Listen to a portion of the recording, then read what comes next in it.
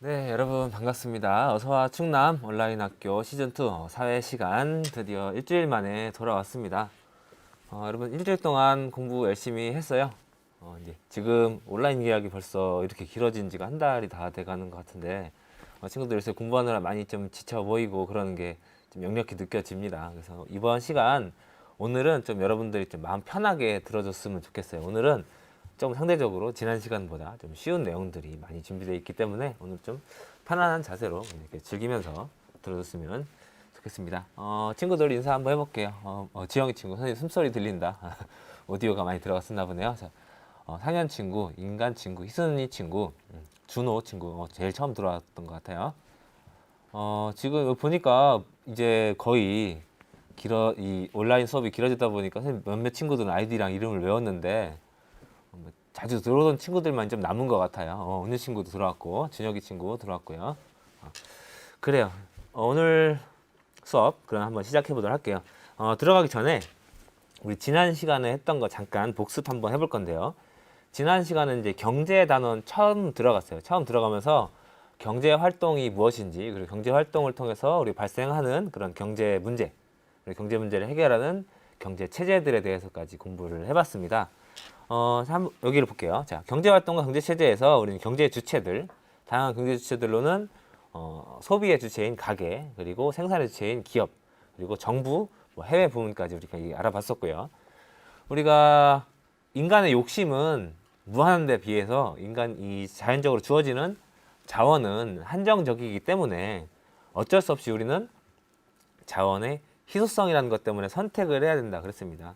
이 선택을 할 때 우리는 반드시 요거를 고려해야 된다 그랬어요. 혹시 기억나요? 이 비용을 고려해야 된다. 그래야만 합리적인 선택이다 라고 했습니다. 나의 친구도 반갑습니다. 그래요. 우리가 자원의 희소성으로 인해 발생하는 선택의 문제를 해결하기 위해서는 기회비용이라는 개념을 고려해야 된다 그랬었죠. 그죠? 기회비용의 뜻이 뭐였어요? 그렇죠. 어떤 것을 선택을 할 때 포기해야 되는 수많은 대안 중에서 가장 가치가 높은 것. 우리가 저번 시간에 연습 문제 굉장히 많이 풀어봤었죠. 그렇죠? 화면이 잘 안 보이나요? 좀 흐리다고 그러는데 다른 친구들 잘 보이죠? 오늘 좀 접속이 조금 불안했던 것 같아요. 자, 그러면 이런 선택의 문제로 인해 발생하는 기회비용을 고려해야만 합리적인 선택을 할 수가 있다라고 했었고요. 참고로 선생님이 저번 시간에 이 비용은 우리가 합리적으로 선택을 할 때는 고려하지 않는다라고 하면서 대표적으로 영화관 가서 재미가 없을 때 계속 봐야 되냐, 나가야 되냐, 주식이나 투자를 했을 때 이미 날린 돈을 계속 고려해야 되는가, 고려하지 말아야 되는가라고 했었죠. 이 비용 혹시 기억납니까? 대글자 땡땡 비용이었죠. 이미 지나가 버린 매몰 비용이라는 개념들도 있었습니다. 매몰 비용은 합리적인 선택을 할 때는 고려하지 않는다라고 했었죠. 그리고 이런 경제 문제를 해결하기 위한 여러 가지 체제들이 있었다고 했는데 시장의 자율에 맡겨서 시장의 가격과 거래량을 통해서 자연스럽게 결정되도록 두는 것을 우리가 시장 경제 체제라고 했었고요. 그리고 정부가 인위적으로 개입을 해서 조절하는 것들을 계획 경제라고 했습니다. 그래서 이 시장 경제와 계획 경제 체제의 장단점을 우리가 알아봤고요. 최근에는 두 가지가 섞여 있는 혼합 경제 체제로 문제를 해결하려고 한다. 우리나라 헌법 조항까지 같이 읽어보면서 공부를 했었습니다. 자, 오늘 시청자 수가 조금 늘어난 것 같습니다. 자, 반가운 친구들 인사는 나중에 하고 수업에 집중해 주기 바랍니다. 자, 오늘 학습 목표 한번 두 가지인데 한번 알아볼게요. 자, 첫 번째는 우리가 배우는 시장 경제에서 기업의 역할이 무엇인지, 그리고 두 번째로는 기업의 사회적 책임을 인식하고 올바른 기업가 정신을 기를 수 있다라는 부분입니다. 요즘에 착한 기업, 착한 가게, 착한 커피 이런 것들 굉장히 많이 유행을 하고 있는데요. 이제 기업이 착한 역할이 굉장히 중요해졌습니다. 과거에는 여기까지 많이 다루지 않았었는데 요즘에는 이게 굉장히 중요해지고 있어요. 그 이유를 잠시 후에 한번 같이 알아보도록 할게요. 자, 이 들어가기 전에 우리 교과서 한번 빠르게 훑어보고 어려운 단어 동그라미 쉬는 시간에 예습 때 다 했었죠. 그쵸? 그리고 선생님이 유드랑에 올려놓은 자료 접속하는 사람들이 요즘 많이 적던데 들어가 한번 받아보고 질문 많이 올려주기 바랍니다. 자, 오늘 내용이 많지 않아요. 자, 빨리 할 수 있을 것 같아요. 자, 첫 번째로는 기업의 의미와 역할이라는 겁니다. 기업의 의미와 역할. 자, 여러분 우리가 지난 시간에 경제 주체로 가계, 기업, 정부를 다뤘었죠. 그렇죠? 이때 기업은 무슨 주체? 생산의 주체라고 했었죠. 생산의 주체. 자, 생산 활동을 통해서 기업의 목표는 이거예요. 이거를 극대화하는 것. 자, 여러분들은 소비의 주체죠. 소비자들은 경제 활동하는 목적이 뭘까요? 우리가 돈을 쓸 때, 돈을 쓰면서 어떤 것을 얻으려고 하죠?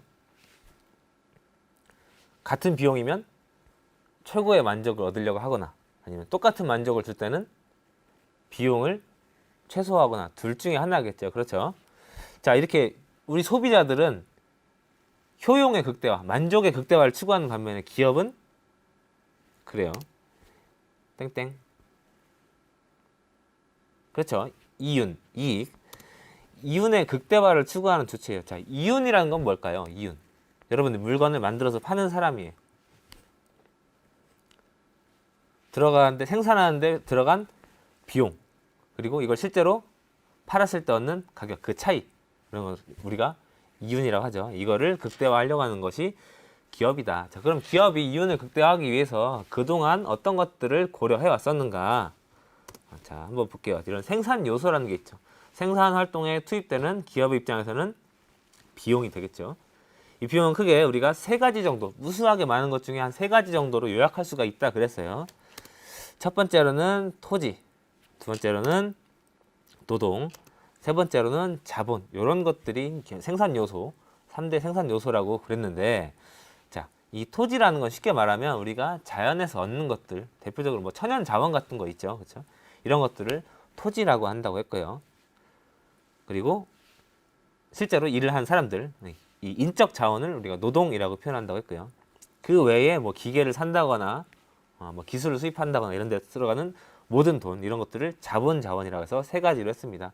혹시 그거 기억나요?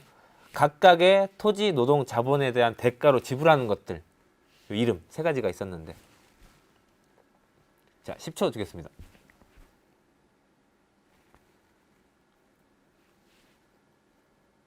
그렇죠. 엄청난 단순화죠. 경제는 가정의 학문이라 그랬어요.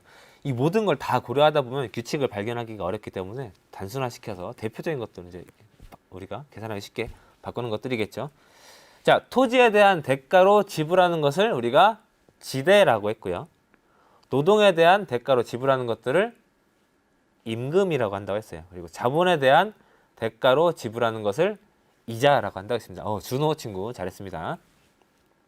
자, 여기에 최근에는 요게 좀 추가되고 있어요. 자, 생산 요소 세 가지에 요즘에는 기업의 경영 활동이라는 것들도 추가해서 기업 생산 활동을 할 때 이제 굉장히 중요한 생산 요소로 추가되고 있죠. 자, 그럼 다음 페이지로 넘어가서 이제 기업의 사회적 책임에 대해 오늘 이야기해 보려고 합니다. 자, 사회적 책임이란 게 뭐냐?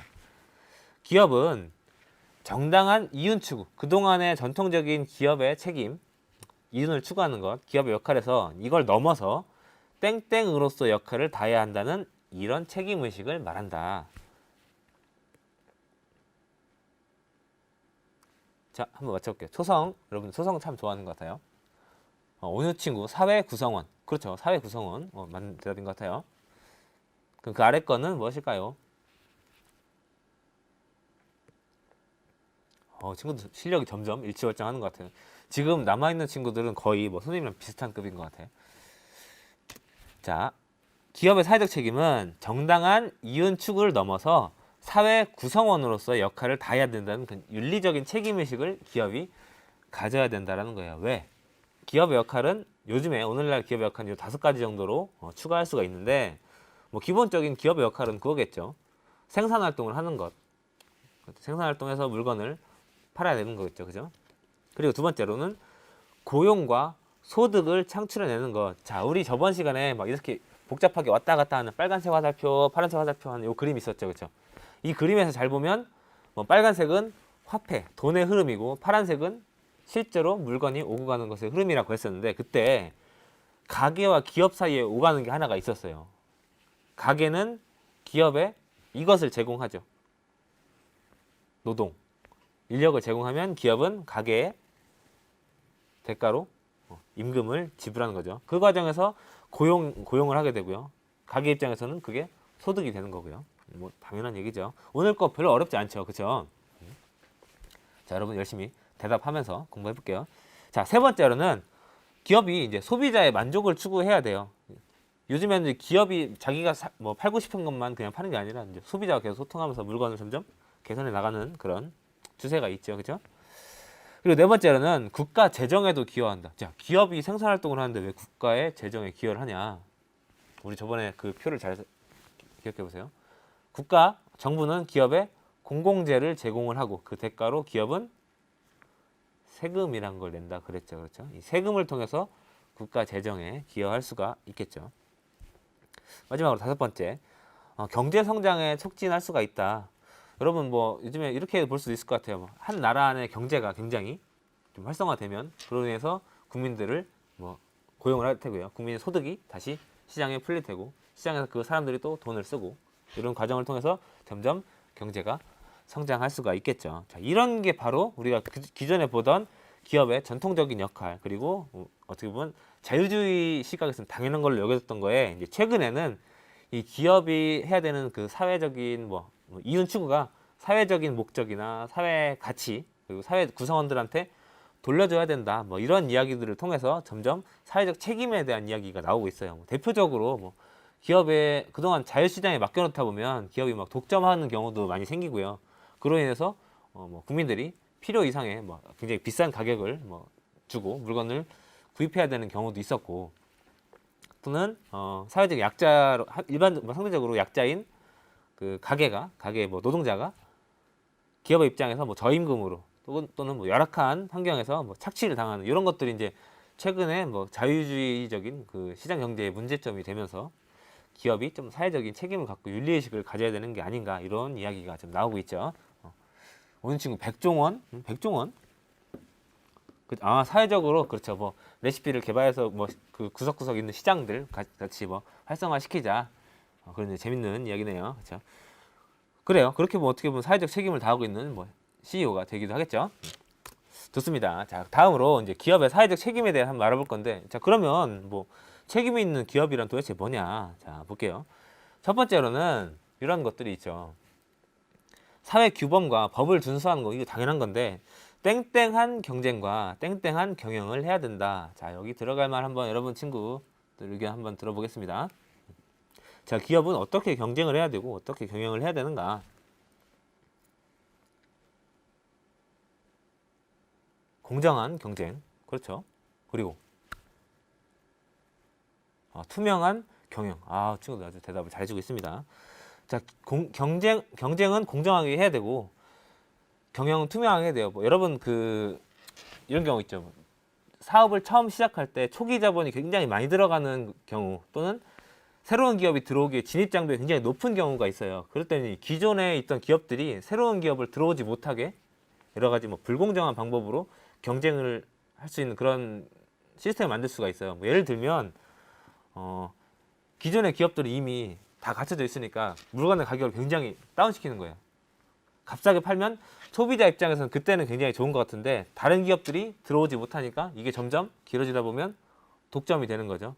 결국 독점 시장이 돼버리면 소비자는 물건을 파는 사람이 적어지니까 눈물을 머금고 비싼 가격에 사야 되는 그런 경우가 나타나겠죠. 뭐 이렇게 생각해 볼게요. 여러분 김밥 좋아하세요?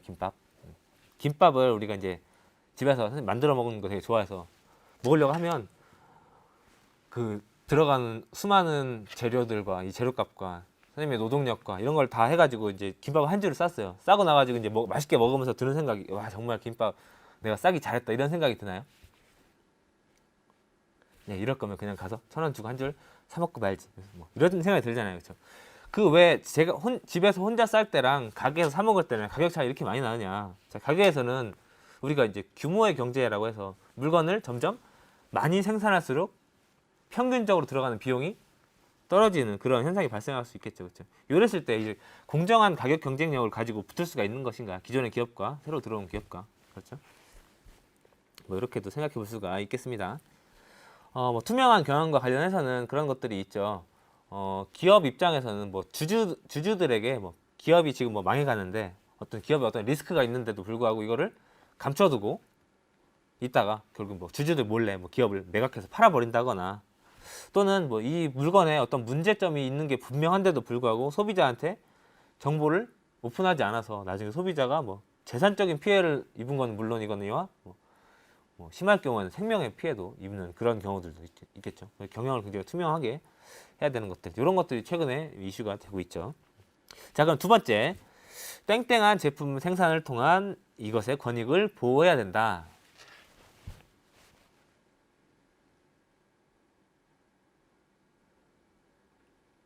공구이 친구, 공구이 친구 정말 예리할 것 같아요. 그래요. 땡땡한 제품의 생산을 통한 땡땡한 권익의 보호. 자, 우리 앞에서 봤던 거랑 비슷한 건데요. 요새 안전이라는 게 굉장히 이슈가 되고 있죠. 안전한 제품 생산을 통해 소비자의 권익을 보호해야 된다. 자, 이런 부분들 아까 방금 봤던 거랑 일맥상통한 얘기죠. 그 제품이 일반적으로 안전하지 않았을 경우에 이제 기업이나 이런 것들 자기들이 미리 알아채고 수정하는 조치가 있는데 이런 것들을 뭐라고 하냐면 두 글자. 다시 불러드리는 거 뭐라고 하죠? 뭐 자동차에 뭐 문제가 생긴 거를 기업이 먼저 결함을 발견했어요. 그러면 다 수거해서 다시 고쳐주거나 이런 것들을 우리가 뭐라고 하죠? 자동차 같은 데서 많이 볼 수 있는데. 그렇죠. 리콜 맞습니다. 공구이 친구 리콜이라는 거 이런 것들도 이제 안전과 관련된 이야기가 되겠죠. 기업의 입장에서는 물론 막대한 비용이 되겠지만 그걸 통해서 결국엔 신뢰를 회복할 수가 있으니까요. 자, 세 번째, 땡땡한 임금의 지급과 쾌적한 작업 환경으로 이것의 권리도 보호해야 된다. 그래, 뭐 어느 친구 가습기, 뭐 생리대 이런 것들. 그래. 오늘 수업에서 여러분들이 좀 볼 거는 이런 내용이 사실 되게 어렵진 않아요. 그렇죠? 이것들이 실제 우리 생활에서 어떠한 사례들이 있는가 여러분들이 많이 알고 있고 실제로 이런 문제가 발생했을 때 여러분들이 이걸 적용해 볼 수 있는 게 중요한 것 같아요. 그래서 오늘 선생님이 얘기할 때 여러분들은 이런 사례도 있어요 라고 같이 댓글을 써주면서 참여해주면 더 좋을 것 같습니다. 준혁이 친구 리콜 위에 한번 댓글을 알아보세요. 공부이 친구가 한번 대답해 줄 겁니다. 자, 세 번째, 정당한 임금을 지급해 줘야 되고요. 쾌적한 작업 환경으로 근로자의 권리도 보호해 줘야 돼요. 더 이상 그 기업도 이제 어떻게 보면 사회 구성원이고 자기 나라 그 사회 구성원들한테 이제 이 사람들을 돈벌이 대상으로만 보지 말아라. 부품으로만 보다가 이제 퇴출되는 그런 기업들도 있고요. 근로자에 대한 권리, 정당한 권리를 지켜줘야 된다는 그런 사회적인 의견도 많아지고 있죠. 자, 그 외에 뭐 4번, 5번 빨리 보고 지나가겠습니다. 자, 교육, 문화, 사회복지 사업에도 적극적으로 이제 지원을 해줘야 되는 걸 사회적 책임으로 보고 있는데, 선생님이 알고 있는 그런 어떤 유명한 축구 구단이 있어요. 이 구단은 시민들이 이제 그 조금씩 돈을 모아가지고 뭐 1년에 한 20만 원씩 모아서 이제 구단을 경영을 하는 구단인데요. 이 구단이 처음에는 이 돈을 낸 조합원들한테는 뭐 싼 가격에 물건을 그 입장권을 팔기도 하고요. 그랬었는데요. 나중에는 어느 한 단체에 그 경기를 통해 벌어들이는 수익의 일부를 기부하기도 하는 뭐 이런 경우도 있었거든요. 그 축구 구단도 결국에는 기업이잖아요, 그렇죠? 그런 걸 통해서 이제 그 열악한 소외계층에 대한 교육적인, 문화적인 이런 지원도 해주는 것도 이제 기업의 큰 이미지에도 좋고 우리 사회가 함께 나누는 그런 가치를 실현하는 데도 굉장히 중요하겠죠. 지금 학원을 가야 돼서 먼저 가야 되는 친구들이 있네요. 자, 빨리 해야 되겠네. 자, 5번. 자, 생산 과정에서 이것의 보호와 환경 오염을 최소화해야 된다. 그래요.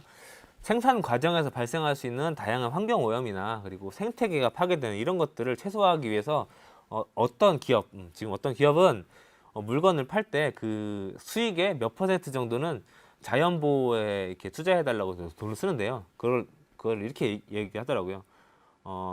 우리가 환경이나 한 생태계에서 자원을 얻었으니까 이걸 환경에게 내는 세금이다, 정당한 세금이다라는 이런 목적으로 환경 보호에 써달라라고 이제 투자하는 그런 기업들도 많이 있는 걸로 알고 있습니다. 자, 그러면 이제 좀 사회적 기업이라는 거에 대해 알아볼 건데요. 우리가 방금 기업은 그 사회적 책임을 가져야 된다라고 했는데 결국 기업이 추구하는 거는 원리적으로만 보면 이윤을 추구하는 건데요. 조금 특별한 기업이 있어요. 사회적 기업이라는 건데요. 이게 뭐냐면 개념이 이래요. 영리, 영업을 통해 이익을 추구하는 그런 기업이 이윤을 추구하는 것과 다르게 사회 서비스 제공 그리고 취약계층한테 이제 일자리를 창출하는 등의 사회적 목적을 추구하는 게 더 우선인 그런 기업들이 있어요. 선생님 아까 요즘에 뭐 착한 기업들이 많이 뭐 대수가 되고 이슈가 된다고 그랬는데 그런 거랑 좀 연결이 됩니다. 이 사회적 기업이란 거는 뭐 경제적 가치뿐만 아니라 우리 사회의 가치를 창출하는 게 목적이기 때문에 비교적 그 이윤 추구 활동에 대해서 너무 그렇게 목매이지 않아요. 그것보다 지속 가능한 경제, 모두가 함께 이제 발전할 수 있는 경제와 그를 통해서 사회 구성원, 소외됨이 없이 사회 통합을 구성하는 이거 구현하는 게 목적인 그런 기업들이 있는데 뭐 유형을 한 5가지 정도가 있는데요. 오늘은 암기하지 말고 한번 알아보겠습니다. 자, 사회적 기업은 이런 유형들이 있대요. 자, 일자리 제공형 이 유형이 있는데 뭐냐면 이거는 그 예를 들면 이런 게 있어요. 뭐 삶 속에서 뭐 휴식이 필요한 청소년, 선생님 이렇게 좀 아름답게 표현했는데 가출을 했다거나 조금 지금 적응하기 어렵다거나 이런 친구들을 데려다가 이게 그냥 방치해 버리면 뭐 어떤 비행을 저지를 수도 있고 잘못된 선택을 할 수도 있는데 요 친구들을 데려다가 이제 요리사로 이제 키우는 거죠. 그래서 여기서 일을 하게 하면서 새로운 꿈도 갖게 해주고 일탈하지 않도록 도와주는 이런 기업들이 등장을 하고 있고요. 두 번째로는 사회 서비스를 제공하는 그런 기업들도 있습니다. 사회적으로 꼭 필요한 서비스들이 있어요. 예를 들면 간병 서비스 같은 거 있죠. 근데 이런 서비스 같은 경우 일반적으로 막 돈이 되지 않는 경우가 있어요. 근데 기업이 이윤을 추구하려고 돈이 되지 않는 것들에 대해서 이제 눈 감아버린다면 우리가 사회 전체로 보면 꼭 필요한 건데 이거 누군가는 해야 되는 건데 이제 이럴 경우에 이제 차라리 이거를 회사를 차려가지고 간병 서비스를 제공하는 기업화하는 그런 예들도 있고요. 자, 지금 선생님이 얘기하고 있는 이런 모든 것들이 실제로 있는 것들이에요. 여러분들이 이걸 방금 찾아가지고 나중에 이 기업이었구나 한번 이야기하면 좋겠네요. 세 번째로는 지역사회 공헌형 기업들이 있습니다. 예를 들면 똑같이 사용할 수 있는 자원 중에서도 우리 지역에 있는 시설을 이용한다거나 지역에 있는 인재를 더 고용한다거나 친환경적인 농산물로 재배를 한다거나 이런 것들 있죠. 이런 것들이 이제 지역사회와 함께 그 경영의 성과를 나누려는 기업들이 있습니다. 그 외에도 이제 혼합형으로 일자리 제공형과 사회 서비스 제공형 이런 것들이 섞여 있는 경우가 있습니다. 예를 들면 결식하는 이웃들에게 무료로 도시락을 제공하기도 하고요. 이 도시락을 만들려다 보면 사람이 필요하겠죠. 그때 일자리도 주면서 고용하는 이런 경우도 있습니다. 최근에 그 코로나 이 사태로 인해서 대구 같은 경우 의료진이 밥도 못 먹고 이렇게 일을 한다라는 걸 보고 어떤 식당 사장님들은 자발적으로 가서 도시락을 제공하기도 하고요.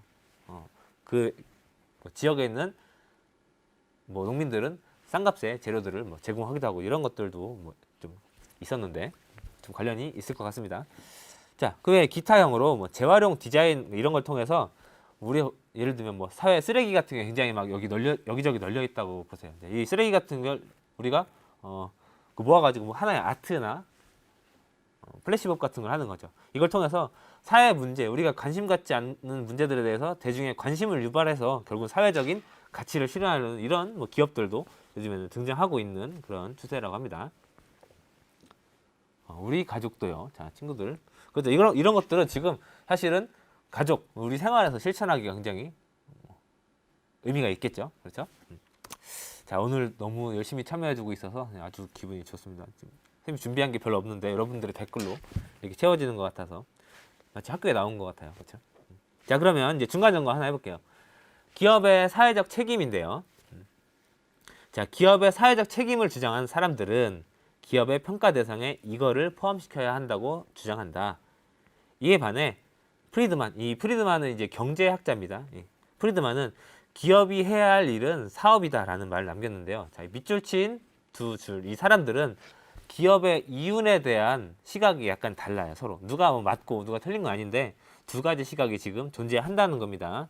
요거에 대한 찬반 의견을 우리가 잠시 후에 들어보고 일단 그 빈칸에 들어갈 말이 무엇인지 한번 맞춰볼게요. 자, 기업의 사회적 책임을 주장하는 사람들은 기업을 평가하는데 이것까지 넣어야 된다.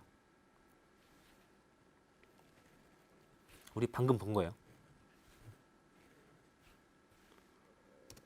그래요. 기업이 이익만 추구하는 게 아니라 뭐 환경 보호도 해야 되고 사회적인 정의 실현도 해야 되고 사회적인 가치도 추구해야 되고 뭐 여기 나와 있는 것뿐만 아니라 여러분들 지금 그렇게 해야 된다라고 생각하는 그 바른 모든 것들 있죠. 그 모든 게 답이 될 수가 있겠죠. 자, 이런 것들을 포함시켜야 된다고 한대요. 자, 그럼 여기서 한번 물어볼게요. 자, 위에 지금 윗줄 사회적 책임을 주장하는 사람들이랑 이 프리드만을 비롯한 이런 경제학자들과 기업의 이윤을 보는 시각이 지금 어떻게 다르냐면 이 기업의 이윤이 어디에서 나왔는가, 그 기업의 이윤이 어디로 돌아가야 되는가라는 겁니다. 그래요. 그 밀턴 프리드만입니다. 밀턴 프리드만.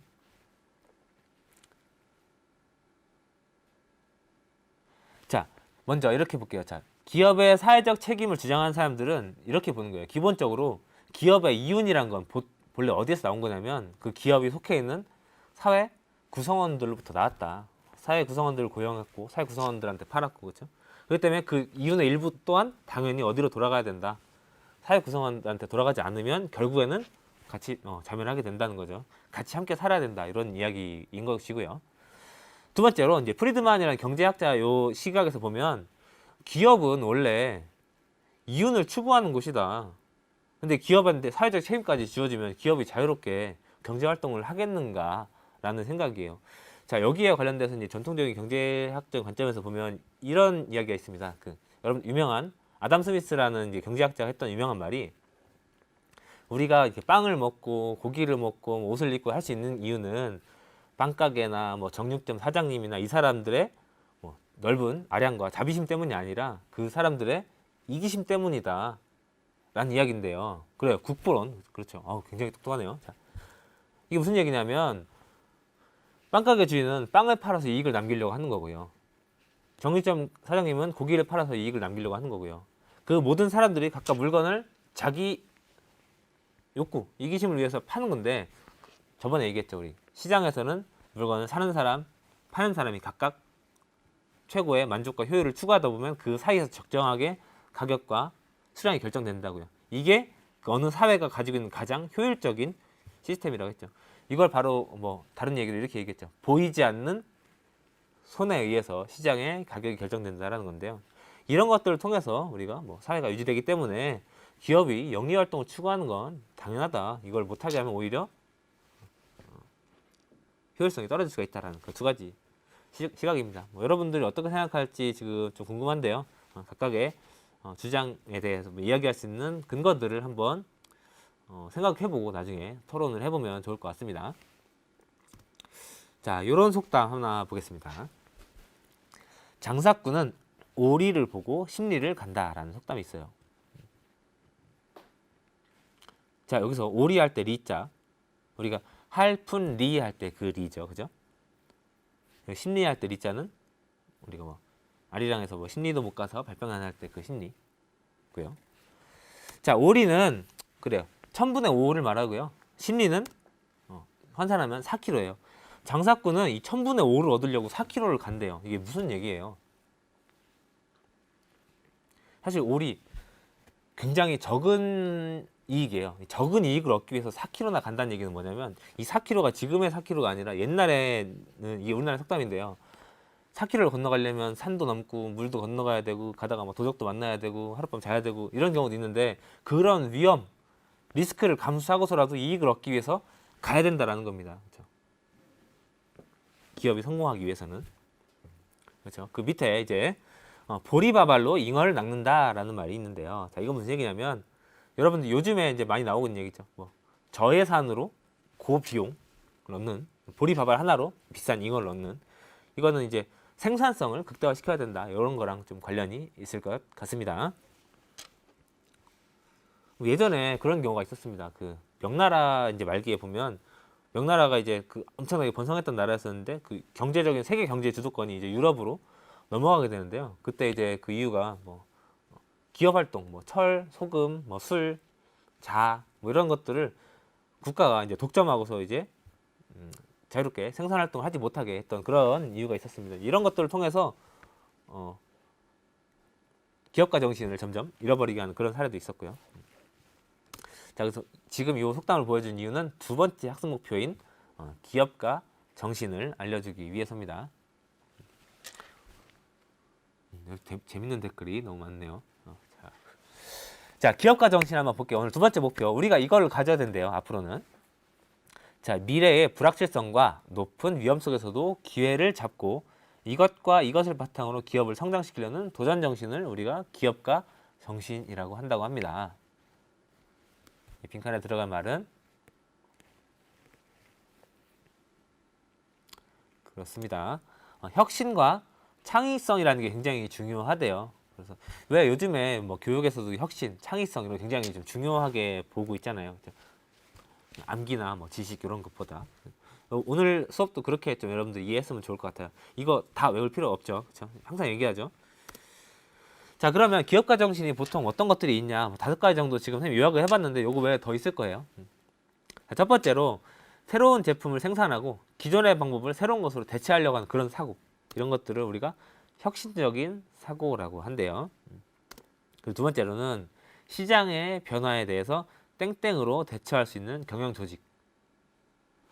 우리가 보통 일반적으로 조직이란 거는 어떤 뭐 매뉴얼이나 시스템에 의해서 일을 하지만 시장이란 건 앞으로는 굉장히 불안하고 자주자주 변할 건데 변화할 때마다 고정된 상황에 맞춰진 매뉴얼에 따르는 게 아니라 그때그때 능동적으로 대처할 수 있는 이런 것들이 필요하다는 이야기죠. 세 번째로는 불확실한 미래에 대해서도 앞으로 장래에 이럴 것인지를 합리적으로 예측을 하는 거죠. 그냥 감으로 하는 게 아니라.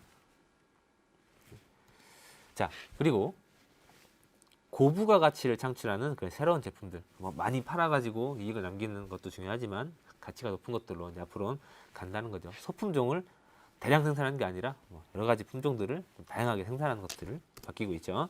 마지막으로 이제 새로운 시장, 기존의 시장뿐만 아니라 새로운 시장도 개척을 해야 되고 새로운 수익이 어디서 나올지를 끊임없이 고민해야 된다는 것이 기업가 정신이라고 할 수 있겠습니다. 자, 그럼 기업가 정신으로 뭐 기업만 이익을 보냐? 그런 거 아니죠. 자, 일단 기업가 입장에서는 자기가 뭔 새로운 것을 개척을 했기 때문에 누구의 명령을 따르지 않을 수가 있어요. 개인의 이익을 마음껏 추구할 수 있는 자유도 있고요. 그를 통해 먼저 선구자가 된다면 넓은 인지도를 획득할 수도 있고요. 또한 신제품 이런 걸 개발하면 그 기업가들은 보통 이제 자기에 대한 그런 만족들을 느끼겠죠. 기존 제품 개선을 통한 만족감도 느낄 수가 있고요. 뭐 그래 DIY 뭐 이런 거 할 때 여러분 많이 느끼잖아요. 굉장히 뿌듯하고.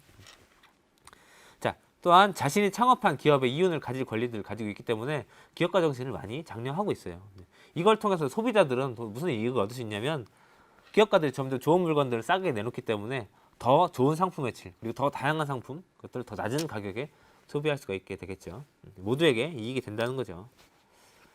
이제 거의 다 했는데요. 이제 점검 하나 해볼게요. 자, 어떤 회장님이 이렇게 말씀하셨대요. 자, 이제 기업은 과거의 경영 방법을 과감하게 버리고 혁신적인 가치를 통해 새로운 경영 기법과 새로운 상품을 개발해서 소비자에게 접근해야 합니다라고 이야기를 했대요. 자, 그러면 우리 첫 번째 과거의 경영 기법 이런 것들은 보통 어떤 것들이 있었을까요? 서술형 시험 문제 아닙니다. 자, 자유롭게 대답해도 좋습니다. 그렇죠. 뭐 단순하게 기존의 생산 요소들 있죠. 뭐 토지, 임금, 뭐 노동 이런 것들, 자본 이런 것들을 단순하게 가격을 조정한다거나 뭐 작업 시간을 더 늘린다거나 이런 것들을 하는 게 아니라 새로운 경영 기법 앞에 나왔었던 것들 있죠. 이렇게 접근해야 된다라고 합니다. 새로운 경영 기법으로는 뭐 시장을 개척한다거나 조직을 혁신적으로 바꾼다거나 새로운 생산 방법으로 간다거나 이런 것들이 있겠죠. 이런 사람들이 누가 있었냐면 이런 사람들이 있었어요. 슌페터라는 학자가 있고요. 우리 역사적으로 보면 뭐 이순신 장군이 있었는데요. 이 슌페터가 했던 유명한 말 중에 하나가 기업가의 뭐 창조적인 파괴라는 말이 있는데요. 새로운 것들 하려면 기존의 틀을 과감하게 깨야 돼요. 그래서 이런 창조적인 파괴라는 것들이 이제 기업가 정신의 대표적인 사례가 될 수 있을 것 같고요. 요 이순신 장군 이야기를 왜 가져왔냐면 얼마 전에 어떤 강의를 듣다가 그런 얘기가 있었더라고요. 최악의 상황에서 뭐 좌절하는 게 아니라 그 위기를 오히려 돌파구로 삼아서 항상 그 어떤 상황에 이런 말을 붙인대요. 도리어. 나는 지금 도리어 오히려 이렇게 나아갈 수 있는 방향이 생겼다. 항상 여러분들도 긍정적인 마음을 가지고 도리어라는 걸 한번 마음속에 가지면서 이제 위기를 기회로 바꿔보려는 그런 정신도 한번 가져봤으면 좋겠습니다. 과제 안내할게요. 벌써 끝날 시간이 다 돼가는데요. 과제는 두 가지예요. 기업의 사회적 책임과 그 기업가 정신에 대한 여러분들의 생각을 한번 자유롭게 써보고요. 그리고 아까 선생님이 얘기했던 그런 사회적 기업들이 있었죠. 그 기업가들 여러분들이 한번 찾아서 소개해보는 이런 것들이 되겠습니다. 어때요? 오늘 내용이 그렇게 어렵진 않았죠. 좀 쉬운 내용들이었었는데 여러분들이 이런 거는 마음속에 그리고 감성적으로 가지고 가면 좋을 것 같아요. 오늘의 명언 하나 읽고 끝내도록 할 겁니다. 자, 위대한 일을 하는 유일한 방법은 바로 당신이 하는 일을 사랑하는 것입니다. 아직 그러한 일을 찾지 못했다면 계속 찾아보십시오. 타협하지 마시고, 왜냐하면 당신이 마음 하는 모든 것이 그렇듯이 그 일을 찾게 되면 당신은 마음속으로 알게 될 것입니다. 라는 얘기입니다. 그 스티브 잡스라는 사람이 했던 명언인데요. 굉장히 와닿았어요. 선생님이 지금 여러분들과 다르게 선생님 대학교 졸업할 때까지도 꿈이 없이 그냥 안정적인 직업을 찾아서 공부를 했었는데요. 뭐 그 교직이 들어서고 나서 뭐 세월호 사건이라든지 여러 가지 사태들을 보면서 교직에 대한 제 꿈이나 이런 내 목적을 좀 찾게 됐어요. 그렇게 하다 보니까 정말 진심으로 이 일을 즐기게 됐고요. 그러다 보니까 지금 벌써 이렇게 여러분들이랑 온라인에서도 만나게 됐잖아요. 그렇죠? 여러분들도 지금 뭔가 좀 하고 싶은 일을 이것저것 찾다가 정말 마음이 와닿는 일을 하게 되길 바라고요. 그러려면 우리 사회 현상에 대해서 많이 관심을 가지고 가슴으로 느끼는 그런 학생들이 됐으면 좋겠습니다. 그러면 오늘 준비한 건 여기까지고요. 우리 다음 시간에는 금융, 재무 설계에 대해서 실제적으로 앞으로 여러분들이 살아가면서 쓰게 될 그런 경제 꿀팁을 한번 공유해 보도록 하는 시간을 갖겠습니다. 여러분 다음 주까지 건강하게 밝은 모습으로 보도록 하겠습니다. 자, 수고했습니다.